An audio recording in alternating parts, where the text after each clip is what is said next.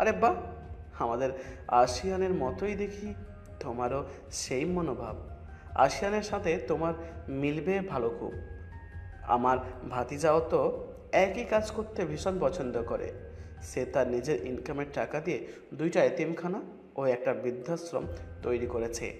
অসহায় এতিম শিশুদের নিয়ে টাকা দিয়ে পড়াশোনা করাইছে। ঈদ উল ফিতর ছাড়াও প্রত্যেক মাসে মাসে সবাইকে জামা কাপড় কিনে দেয়। ঈদ উল আজহাতে সবসময় 5টা করে গরু কোরবানি দেয় অসহায় মানুষদের জন্য। শীতের মৌসুম এলেই সে শীতের পোশাক ও কম্বল কিনে দেয় তাদেরকে। অসহায় কেউ অসুস্থ হলে নিজ দায়িত্বে চিকিৎসা করায়। অকাতরে অসহায় দরিদ্র মানুষদের পেছনে টাকা খরচ করে আসিয়ান। আমরা কেউই তাকে বাধা দেই না। উল্টে আমরাও আমাদের ইনকাম থেকে ওর এতিমখানা ও বৃদ্ধাশ্রমের ফান্ডে দান করি। আমরা ভাতিজার মতো নরম মনের মানুষ হতেই পারে না। খুব ভালো একটা ছেলে সে, যার মধ্যে অহংকারের কোনো ছিটে ফোঁটাও নেই। মিস্টার এনামুলের কথায় সাই জানিয়ে মাথা ঝাঁকালেন মিস্টার মোরশেদ ও মিসেস তারানা। মিসেস ইয়াসমিন মুখে মৃদু হাসি ফুটিয়ে ওনাদের কথা শুনছেন। শাহরিয়ার ও মিস্টার আনিসুল আসিয়ানের এই গুণের কথা শুনে মনে মনে ভীষণ খুশি হলেন। এরকম একটা ব্যক্তিত্বের মানুষকে কে ফিরিয়ে দেবে? অদিতার মনে আসিয়ানের প্রতি এক ধরনের শ্রদ্ধাবোধ জেগে উঠল। মানুষটা কত ভালো মনের হলে এতটা মানব দরদি হতে পারে, তা বুঝতে বিন্দুমাত্র অসুবিধে হলো না উদিতার। আশিয়ান নামক ব্যক্তিটিকে উদিতা কখনোই দেখেনি, চেনেও না যে সে কে হতে পারে। আশিয়ানের প্রতি তার না কোনো ইন্টারেস্ট আছে, আর না আছে ওর জন্য কোনো মাথা ব্যথা। উদিতা ফোন যেমন ইউজ করে না, তেমনই টিভিতে টম অ্যান্ড জেরি কার্টুন ছাড়া অন্য কিছু দেখে না। ভার্চুয়াল জগৎ থেকে একদম বিচ্ছিন্ন থাকার কারণে বেশিরভাগ সেলিব্রিটি ও নায়ক নায়িকাদেরকে সে চেনে না। পড়াশোনা আর ঘরকন্যার কাজ নিয়েই তার সময় কাটে বেশি। আর তার ভাইয়া ল্যাপটপে নির্দিষ্ট অনেকগুলো রান্নার ভিডিও, 5 মিনিট ক্রাইভস এবং হাতের কাজ শেখার ভিডিও ডাউনলোড করে রাখে, যাতে উদিতা এগুলো দেখে কাজের কিছু শিখতে পারে। বাইরের জগৎ সম্পর্কে উদিতার বিন্দুমাত্র ধারণা নেই।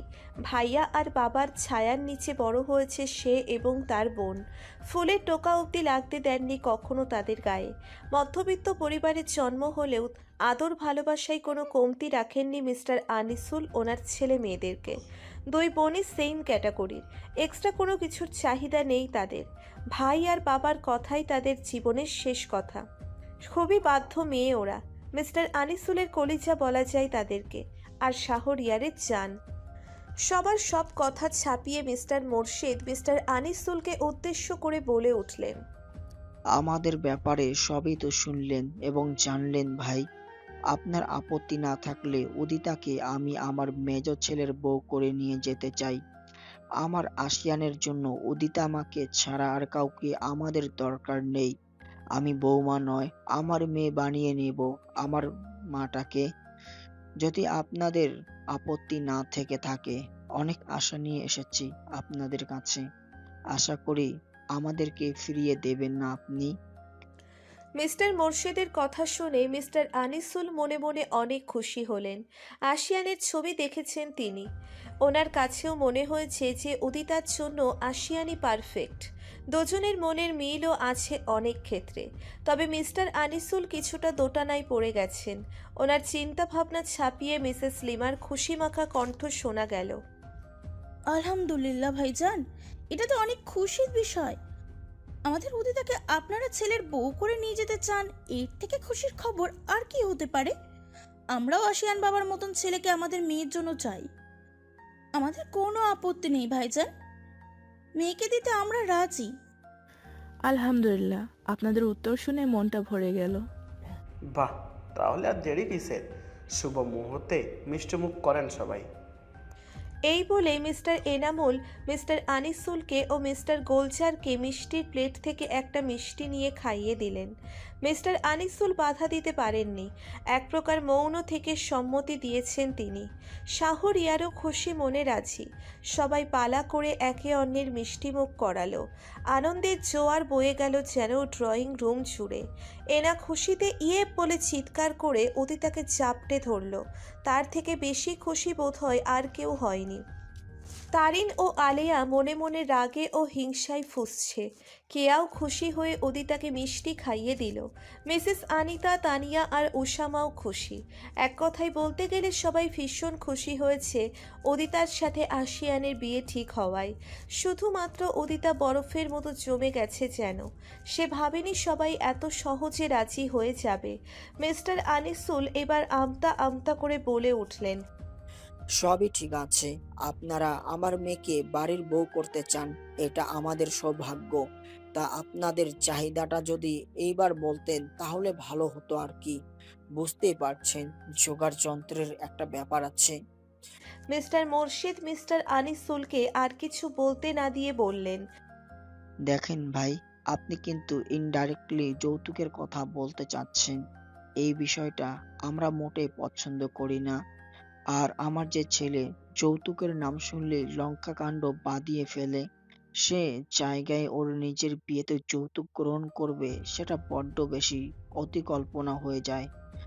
আমরা শুধু মেয়েটাকে চাই, তাও আমাদের নিজের মেয়ের মতো করে নিয়ে যেতে চাই।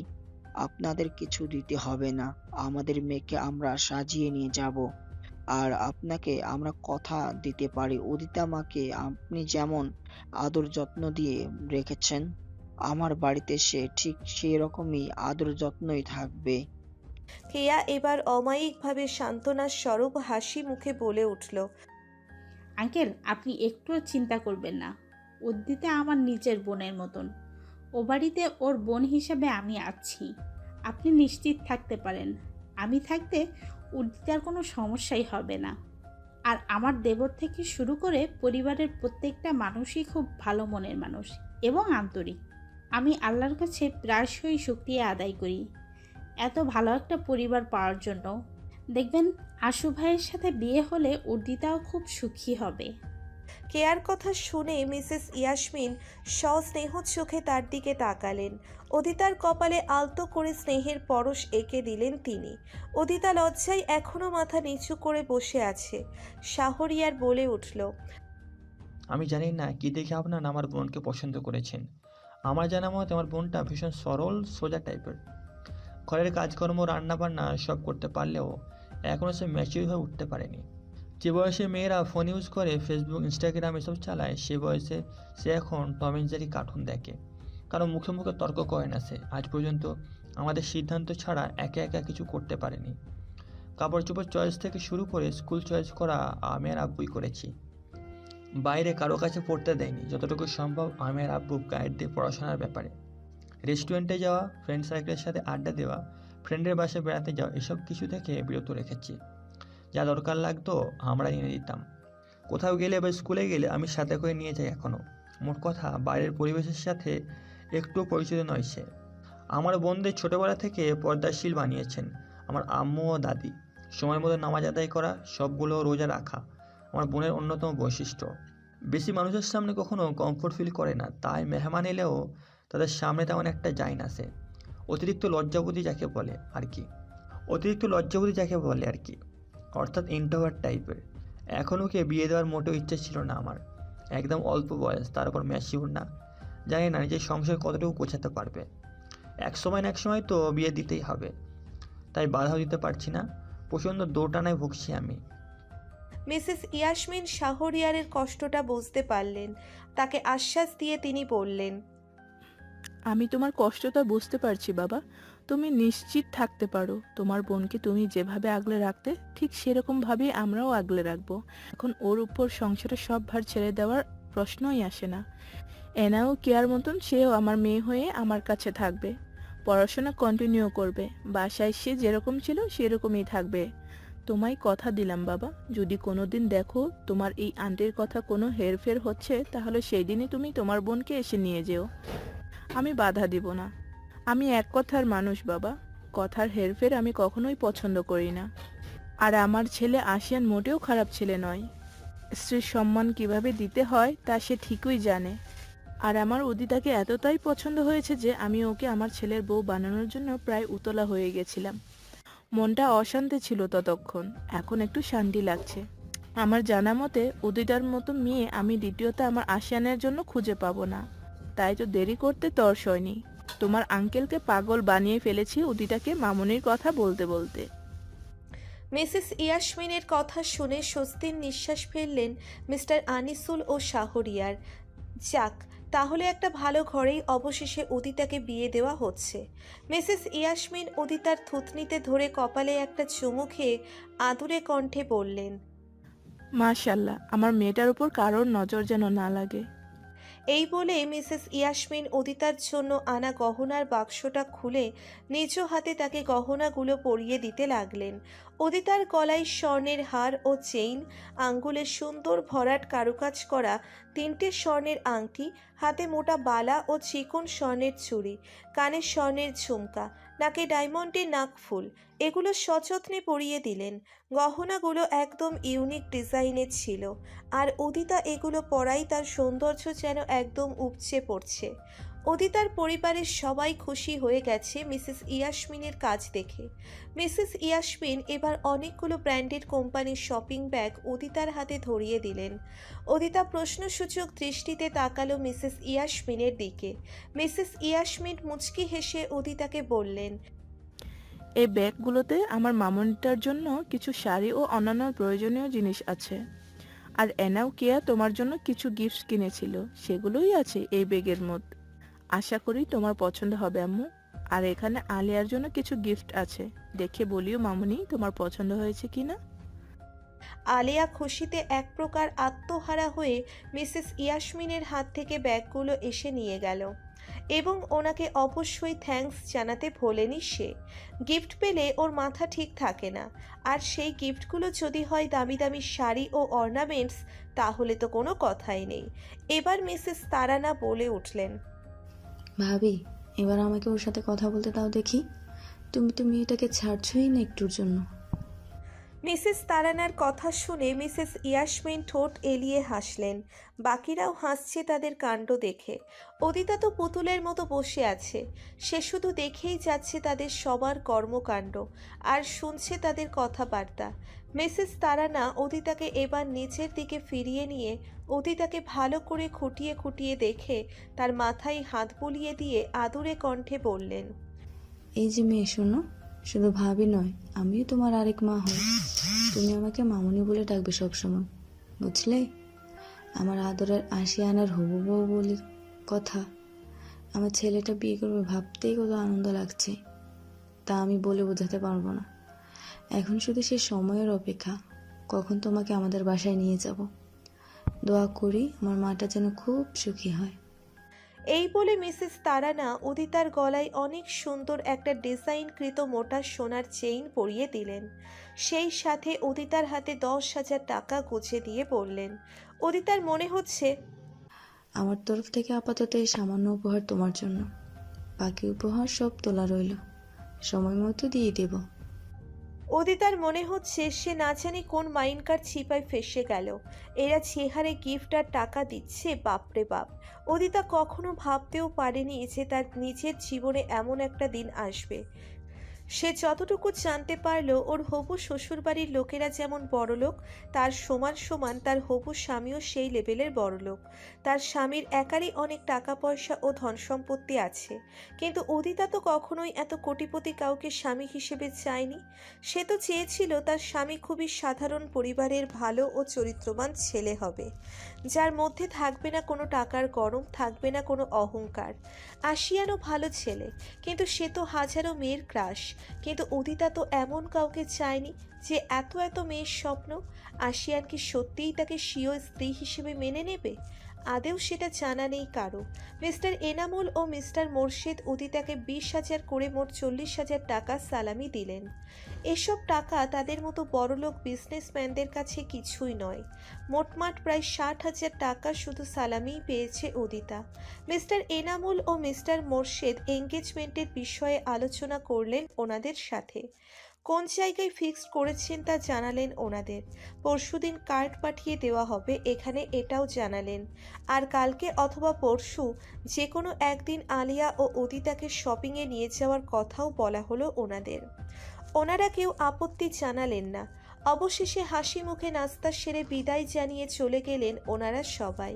যাবার আগে এনা উদিতাকে একটা লম্বা হাগ দিতে ভুলল না। উদিতারও এনাকে ভীষণ পছন্দ হয়েছে। মেয়েটা খুবই ফ্রি মাইন্ডের। তবে অবাক করা বিষয় হলো সে যতটা সম্ভব আলিয়াকে ইগনোর করেছে। আলিয়াকে ওর একটুও ভালো লাগে না কেন জানি। অবশ্য কেউ এটা নিয়ে তেমন একটা মাথা ঘামায়নি। কেয়াও খুবই আন্তরিকভাবে উদিতাকে জড়িয়ে ধরে আদুরে কণ্ঠে বলেছিল, আমার ছোট মোটো কিউট পিউট পিচ্ছি চা। উদিতা লজ্জায় লাল হয়ে গেছিল তখন কেয়ার কথা শুনে। তারিন দায়সারাভাবে ভালো থেকো কথাটি বলেছিল জাস্ট, আর কিচ্ছু বলেনি। তারপর ওনারা সবাই চলে গেলেন। ওনারা যাওয়ার পর উদিতা মায়ের হাতে সালামির টাকা ও শপিং ব্যাগগুলো ধরিয়ে দিয়ে রুমের দিকে পা বাড়ালো। সবাই ভীষণ খুশি উদিতার এত ভালো একটা ফ্যামিলিতে বিয়ে ঠিক হয়ে যাওয়ায়। সবাই আরও জমিয়ে এক দফা আড্ডা দিতে লাগলেন ড্রয়িং রুমে বসে। টপিক হলো উদিতার বিয়ে নিয়ে। উদিতার এসব শোনার ইন্টারেস্ট নেই আপাতত। মাগরিবের নামাজটা আদায় করে নিতে হবে, নয়তো কাজা হয়ে যাবে। উদিতা রুমে গিয়ে ড্রেসিং টেবিলের আয়নার সামনে দাঁড়িয়ে নিজেকে ভালো করে খুঁটিয়ে খুঁটিয়ে দেখতে লাগলো। নিজেকে দেখে তার ছোটোখাটো একটা স্বর্ণের দোকান বলে মনে হচ্ছে। সোনাগুলো থেকে থেকেই ভীষণ রকম চিকচিক করছে। এখানে প্রায় 2 কি 2.5 লক্ষ টাকার মতো স্বর্ণ আছে। বড়লোকদের বিরাট কারবার। এসব তো তাদের কাছে কিছুই না। গত পরশু তো আলেয়াকেও প্রায় সমপরিমাণ অর্থ ও গহনা দিয়েছেন ওনারা। তাও যেন কমতি নেই তাদের। আর বিয়েটাও যে ভীষণ ধুমধাম করে হবে এ ব্যাপারেও কোনো সন্দেহ নেই তার। হাজার হোক একজন নামি দামি সফল বিজনেসম্যানের বিয়ে বলে কথা, যে বিয়েতে শহরের নামি দামি সকল ব্যক্তিত্বরা অবস্থান করবেন। সবাই আশিয়ানের স্ত্রী হিসেবে উদিতাকেও জানবে চিনবে।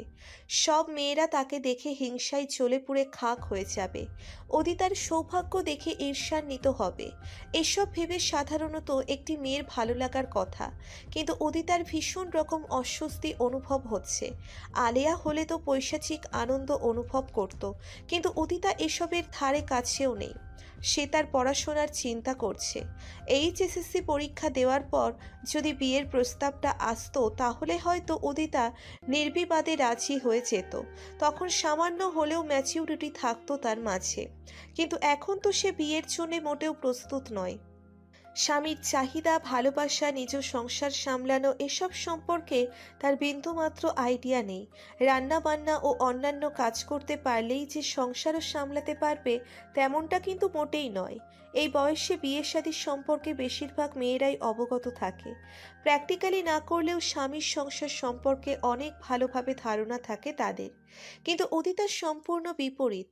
এসব বিষয়ে সে কখনো কারো কাছ থেকে কিছু জানার চেষ্টা করেনি। মূলত ইন্টারেস্ট ছিল না তার। আর তার বাবা ও ভাই যেভাবে তাকে আগলে রেখেছিল, সব সময় এসব বিষয়ে কারোর সাথে আলোচনা করারও সুযোগ হয়ে ওঠেনি উদিতার। উদিতা এখনও ভাবতে পারছে না যে তার মতো একটা আনস্মার্ট ও অবুঝ টাইপের মেয়েকে কিভাবে আশিয়ানের পরিবারের লোকেরা পছন্দ করলো। এটা খুবই আশ্চর্যের বিষয় মনে হচ্ছে তার। আর বেশি চিন্তা করলে মাথার মগজ গোলা হয়ে যাবে। তাই এখানেই চিন্তা ভাবনার ইতি ঘটিয়ে শাড়ি পাল্টে বাসার জামা পরে নিল উদিতা। গহনাগাটিগুলো খুলে বক্সের ভেতরে ঢুকিয়ে বক্সটা মায়ের কাছে দিয়ে আবারও রুমে ফিরে এসে ওয়াশরুমে চলে গেল সে অজু করতে। মিনিট 5 পরে অজু সেরে ওয়াশরুম থেকে বেরিয়ে ফ্লোরে জায়নামাজ বিছিয়ে নামাজ আদায় করতে লাগলো সে এক মনে। অফিসে ফাইনাল ইন্টারভিউ শেষে 25 জনের মধ্যে মোট 8 জন মাত্র ঠেকল। আর তাদের প্রত্যেকের ইন্টারভিউ স্বয়ং আশিয়ান নিজে নিয়েছে। যারা টিকে গেছে তাদেরকে আশিয়ান কাজের রুলস সমূহ অক্ষরে অক্ষরে বুঝিয়ে দিল। কাজে মনোযোগী হওয়ার জন্য শর্টকাট বক্তৃতা দিল তাদের উদ্দেশ্যে। আগামীকাল থেকে কাজে জয়েন করার জন্য বলা হলো তাদের। আশিয়ানের পিএ ইউনুস তাদের কার কি কাজ তা লিস্ট অনুযায়ী বুঝিয়ে দিল। সব কাজ শেষ করতে করতে রাত 8টা হয়ে গেল। আজ আর এক্সট্রা কোনো কাজ নেই আশিয়ানের। তাই অফিস থেকে বেরিয়ে গাড়ি নিয়ে সোজা বাসার উদ্দেশ্যে রওনা দিল সে। একটা সুপার শপের সামনে এসে গাড়ি থামিয়ে সেখান থেকে এনার জন্য ও 2 আদরের ভাতিজি এরাত ও পুতুলের জন্য বেশ কয়েক বক্স চকোলেট ও খেলনা কিনল। বাবার জন্য একটা ব্র্যান্ডেড ওয়াচ, মায়ের জন্য এরিয়ার সবচাইতে বড় লাইব্রেরি থেকে 5টা উপন্যাসের বই নিল। মিসেস ইয়াসমিন বই পড়তে ভীষণ ভালোবাসেন তাই। আশিয়ান নিজেও একসময় ভীষণ বইপোকা ছিল। ও নিজের একটা বেশ বড়সড় ব্যক্তিগত লাইব্রেরি আছে নিচতলাতে। প্রায় 15,000-এর মতো বই তার সংগ্রহে আছে। এমন একটা সময় ছিল যখন বই ছাড়া তার কিছুই ভালো লাগতো না। আর এখন পরিস্থিতিটা এমন যে সে বই ছুঁয়ে দেখারও সময় পায় না কাজের চাপে। ইলিয়ানা যাওয়ার সাথে সাথে তার অনেকগুলো অভ্যেস পুরোপুরি রূপে পাল্টে গেছে। বই পড়ার অদম্য উচ্ছ্বাসটাও হারিয়ে গেছে সেই সাথে। এখন আর বই কালেক্ট করাও হয় না, পড়াও হয় না। এসব সুন্দর মুহূর্তগুলোর কথা মনের স্মৃতির পাতায় শুধু জলজল করে। তাই আজ সেই স্মৃতিটাকে জাগিয়ে তোলার উদ্দেশ্যেই নিজের সংগ্রহে রাখার জন্য প্রায় বেছে বেছে 30টার মতো বই কিনল সে। যে বইয়ের টাইটেলটা ভালো লাগছে সেটাই কিনছে। মনে মনে ভাবছে এখন থেকে আবারও নতুন করে বই পড়া শুরু করবে। বই মনকে উৎফুল্ল করতে সহায়ক ভূমিকা পালন করে। বই পড়লে আশিয়ানও নিশ্চয়ই তার জীবনের বিষাক্ত কালো অতীতটা কিছু সময়ের জন্য হলেও ভুলে থাকতে পারবে। বাসার অন্যান্য সদস্যদের জন্য টুকটাক কেনাকাটা করলো আশিয়ান। তারপর সেগুলো নিয়ে গাড়িতে রেখে আবারও বাসার দিকে গাড়ি ড্রাইভ করতে লাগলো। আজ প্রায় 2 বছর পর বাসায় সঠিক সময়ে যাচ্ছে আশিয়ান। যদিও আগে প্রায়শই বাসায় আসার পর আবার বের হতো কাজে।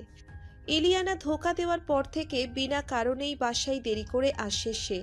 মাঝে মধ্যে বাড়ি গিয়ে মদ খেয়ে লেট করে বাসায় আসে। ছেলের এত মনোকষ্টের কারণে মিসেস ইয়াসমিনও তাকে কিছু বলতে পারেন না। আশিয়ান কসম কাটাকাটি পছন্দ করে না, নইলে মিসেস ইয়াসমিন কোনোদিনই কসম কেটে বসে থাকতেন ছেলের ভালোর জন্য। সারাজ হিসেবে প্রায় 5 বছর ধরে পরিচিত পেয়ে আসছে আশিয়ান। এর আগে সারাজ নামে কেউ ছিল না। ঢাকার নামকরা এক সন্ত্রাসী এমপিকে হত্যা করার পর থেকে সবার মুখে মুখে সারাজের নামে পরিচিত লাভ করে। সেটা অবশ্য আশিয়ানের ইচ্ছেতেই। সবার তো জানা থাকা উচিত যে অন্যায়কারীদেরও জম আছে। পুলিশ তাদেরকে উচিত শিক্ষা না দিলেও তাদের প্রাপ্য শাস্তি দেওয়ার জন্য সারাজ আছে। এটা সারা বাংলাদেশ প্রকাশ করা হয়েছে। নিজের সমস্ত ডিটেলস সিক্রেট রেখে খুবই সন্তর্পণে কাজ সারে তার টিমের লোকেরা ও সে।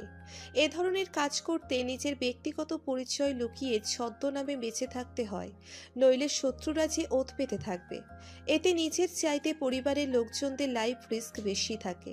মিসেস ইয়াসমিন যেদিন জানবেন যে সারাজখানি হলো ওনার ছেলে আশিয়ান, তাহলে সেই দিনই হয়তো উনি হার্ট অ্যাটাক করে মারা যাবেন।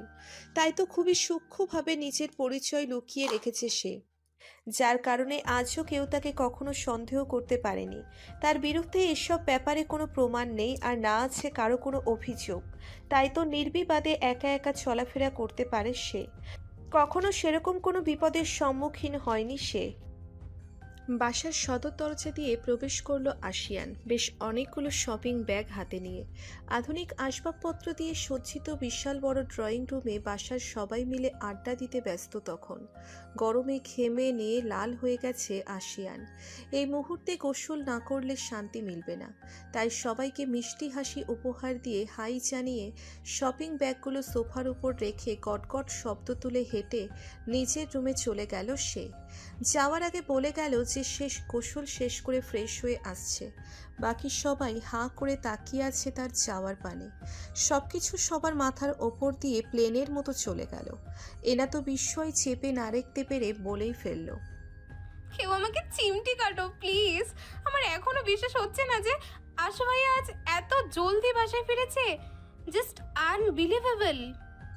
এনার বলতে দেরি হলো, তাসজিদের চিমটি কাটতে দেরি হলো না। এত জোরে চিমটি কাটলো যে এনা বসা থেকে প্রায় লাফিয়ে উঠল চিৎকার মেরে। তাসজিদ ইনোসেন্ট লুক নিয়ে বলল, দেখ, তুই নিজেই বলেছিস যে তোকে যাতে কেউ চিমটি কাটে। ভাই, সেই মহৎ কাজটা আমি করে দিলাম। ভালো করে নি বল। এনা এত পরিমাণ রেগেছে যে তাসজিদের মাথার চুল প্রচণ্ড আক্রোশে চাপটে ধরে টানতে টানতে চিৎকার করে বলল, তাসজিদ্দার বাচ্চা, আজ তোর একদিন কি আমার একদিন। আমার হাত থেকে তোকে আজ কেউ বাঁচাতে পারবে না। খাবিস পোলা, তোর বাপেরও তো সাহস নাই যে আমাকে চিমটি কাটবে। সে জায়গায় তুই কোত্থেকে এলি? হ্যাঁ, রাগের চোটে কি বলছে নিজেও জানে না এনা। মিস্টার মোরশেদ বসে বসে চা খাচ্ছিলেন, কিন্তু এনার বলা লাস্টের কথা শুনে ওনার বিষম লেগে গেল। বেদম কাঁদতে লাগলেন তিনি। মিস্টার এনামুল ওনার পিঠে আলতো করে চাপড় দিয়ে স্বাভাবিক করার চেষ্টা করলেন। তাজিম আর তাসকিন হাসতে হাসতে সোফা থেকে পড়ে যাওয়ার জোগাড়। হাসতে হাসতে একটার পিঠে আর একটা চাপড় মারছে ওদের কাণ্ড দেখে। এনা অগ্নি দৃষ্টি হেনে তাসজিদের দিকে দমাদম কিল মারছে তার পিঠে। তাসজিদ বেচারা দুহাত দিয়ে নিজেকে আত্মরক্ষার ভঙ্গিতে ঢেকে রেখেছে। তাহমিদ গলা খাকারি দিয়ে বলে উঠল, এই থামবি তোরা, বেয়াদবের দল! তোদের দেখে আমাদের বাচ্চারা এরকম মারামারি শিখবে। লজ্জা করছে না তোদের এভাবে বাচ্চাদের মতো কিলিকিলি করতে? তাজিম তাহমিদের কথায় তালে তাল মিলিয়ে বলল, লজ্জা থাকলে তো করবে। ওদের বিয়ে শাদি করে বাচ্চা কাচ্চা হয়ে যাওয়ার পরও এই দুটি এভাবে মারামারি করে দেখো। চি চি চি, shame on you guys. বলদ, এই সেম অনিউ ছাড়া আর কোনো ইংলিশ জানিস না তুই? না জানলে বল, শিখিয়ে দিই তোকে ভালো করে। তাজিম দাঁত কেলিয়ে হেসে বলল, তোদের জন্য এরা ছাড়া আর কিছু মুখে আসে না আমার। আসলে তোদের লজ্জা হওয়া উচিত। অ্যানাকোন্ডা আর রাক্ষসী বোন আমার, এবার তো চুলগুলো ছেড়ে দে। আমার এত শখের স্টাইলিশ চুল তোকে বেচিলেও আমার চুলের দাম পাওয়া যাবে না। কি বললি তুই? আজ তো চুল আমি টেনে ছিঁড়ে কুচি কুচি করে রাস্তায় ফেলে দেবো। তোর সাহস কত বড়? আমার নাম কে উল্টাপাল্টা কি সব বলে ডাকিস? তোকে আজ উদুম কেলানি দিলে তবে তুই ঠিক হবে। সিঁড়ি বেয়ে নামতে নামতে গম্ভীর কণ্ঠে কথাটি বলল আশিয়ান। আশিয়ানের গাম্ভীর্যপূর্ণ কথাটি শুনে এনা তাসজিদ দুজনেই ভয়ে ঢোক গিলল। এনার হাত আলগা হয়ে গেল তাসজিদের চুল থেকে। এনা সরে দাঁড়াতেই তাসজিদ নিজের বেশভূষা ঠিক করে বসল। এনা দাঁত কেলিয়ে কোনো মতে হেসে ভয়ে ভয়ে বলল, না ভাইয়া, মানে তেমন কিছু নয়। আসলে আসলে ওই তাসজিদদা আমার সাথে খালি ফাজলামো করে, আমার মেজাজ বিগড়ে দেয় এই শয়তানটা। তাসজিদের দিকে তাকিয়ে দাঁত কটমট করে কথাটি বলল এনা। তাসজিদ নিষ্পাপ মুখভঙ্গি বানিয়ে বসে আছে গো বেচারার মতো, যেন সে কিছুই করেনি। আশিয়ান হেঁটে এসে তাসজিদের পাশে বসে পড়ল। তাসজিদের দিকে তাকিয়ে ভ্রু নাচিয়ে জিজ্ঞেস করল, কিরে, ওর সাথে লাগিস কেন খালি? তোর কি আর খেয়ে কোনো কাজ নেই? আমি কিছু করিনি ভাইয়া, সত্যি বলছি। ওই অ্যানাকোন্ডা কথা শুনো না তো, ও তো সবই আমার ব্যাপারে মিথ্যা কথা বলা। ভালো কথা তো জীবনের মুখ দিয়ে বেরোয় না, আজ তো একটা বলদ। এনা আবারও রাগে ফুঁসে উঠল। আশিয়ান না থাকলে এখন সত্যি সত্যি মেরে বসত। রাগটা কোনো মতে কন্ট্রোল করে অন্য পাশের একটি সোফায় বসল সে। আশিয়ানের আড়ালে তাসজিদকে হাত মুঠো করে খুশি দেখালো। বিনিময়ে গা জ্বালানো এক হাসি দিল তাসজিদ। আশিয়ান আবারও বলে ওঠে, তোদের দুজনকে যদি আর কোনোদিনও এভাবে মারামারি করতে দেখি, তাহলে সেদিন তোদেরকে আমি এমন ধুলাই দেব যে এরকম কথায় কথায় খোঁজাখুঁজি আর ঝগড়াঝাটি করা ভুলে যাবি। Mind it. আশিয়ানকে বাসার মধ্যে ছোট বড় সকল সদস্য ভয় পায়। ওর রাগ সম্পর্কে সকলে অবহিত। তাই তো আশিয়ানের দেওয়া হুমকি শুনে এবার পরিস্থিতি পুরোপুরি শান্ত হয়ে গেল। শপিং ব্যাগগুলো নিজের কাছে টেনে নিয়ে আশিয়ান ওর পিচ্ছি ভাতিজি দুইটাকে আদুরে কণ্ঠে ডেকে বলল, আমার সোনা মামুনিরা, ছাত্রুর কাছে আসো তো একটু। আশিয়ানের কথা শুনে খুশি হয়ে এরাত আর পুতুল তাদের আব্বুর কোল থেকে নেমে আশিয়ানের কাছে চলে এলো। আশিয়ান দুজনকে কাছে টেনে নিয়ে পালাক্রমে তাদের দুগালে ও কপালে চুমু খেলো। আশিয়ান এবার তাদের জন্য আনা খেলনা আর চকোলেটগুলো তাদের দুজনের হাতে ধরিয়ে দিয়ে জিজ্ঞেস করলো, নাও হ্যাপি আমার সোনা মামুনিরা? এরা তার পুতুল খেলনা ও চকোলেট পেয়ে আনন্দে আত্মহারা হয়ে মাথা নাড়িয়ে বলল, শুধু থ্যাংক ইউ নয়, দিতে হবে। এরাত আর পুতুল আশিয়ানের দুই গালে দুইটা চুমু দিল। আশিয়ানও খুশি হয়ে তাদেরকে আবারও চুমু দিল। মিসেস ইয়াসমিন ছেলের হাসি খুশি মুখখানা দেখে তৃপ্তির হাসি হাসলেন। তিনি তো এটাই চান তার ছেলে সবকিছু ভুলে আবারও আগের মতো হয়ে যাক, আবার আগের মতো সবটা হয়ে যাক। মিসেস তারানা এবার একটা মিষ্টি হাতে নিয়ে গিয়ে আশিয়ানকে খাইয়ে দিলেন। আশিয়ান হঠাৎ মিষ্টি মুখ করে কিছু বুঝতে পারল না। সে প্রশ্নবোধক দৃষ্টিতে মিসেস তারানার দিকে তাকিয়ে আছে। মিসেস তারানা সহাস্য বদনে আশিয়ানের মাথায় হাত বুলিয়ে কপালে একটা চুমু দিয়ে বললেন, কংগ্রাচুলেশনস আমার সোনা বাবুটা। আশিয়ান কিছু বুঝতে না পেরে হাবলার মতো জিজ্ঞাসা করলো। আপনি হঠাৎ কংগ্রেস জানালে যে, বুঝলাম না ঠিক।